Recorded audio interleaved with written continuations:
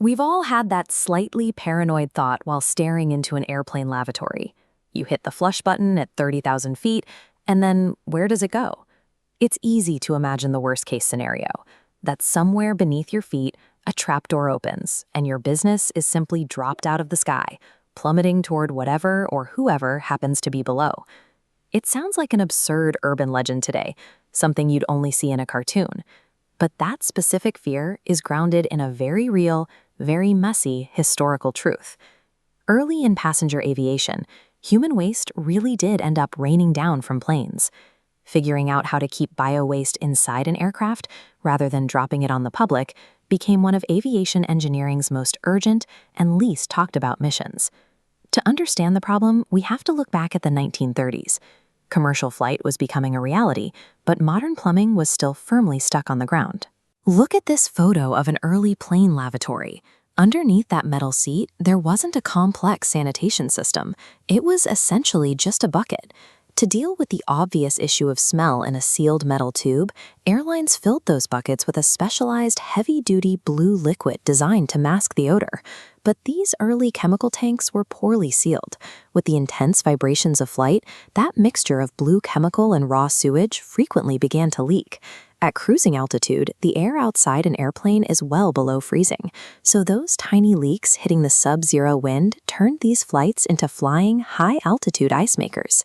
Here is how it worked in practice. The leaking liquid would seep through the exterior and freeze, crystallizing against the cold metal hull.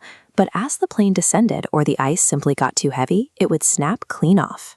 The result was a rock-solid frozen projectile Hewitt waste, nicknamed blue ice, plummeting toward the ground at terminal velocity. Imagine enjoying a quiet evening in your backyard, only to have a bright blue block of frozen sewage crash onto your lawn. Even worse, kids occasionally mistook the glowing blue chunks for dropped ice cream. Aviation engineers finally abandoned the chemical bucket method entirely in the 1980s. This is the modern design they created, the vacuum toilet. Instead of relying on pools of blue water, it runs on extreme air pressure. When you press the flush button today, a valve violently snaps open.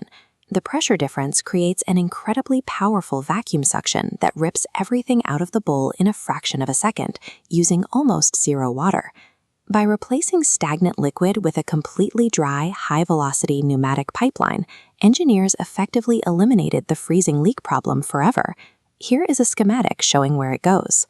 The waste shoots through pneumatic pipes at high speeds, traveling to a holding tank at the rear. This vault is completely sealed.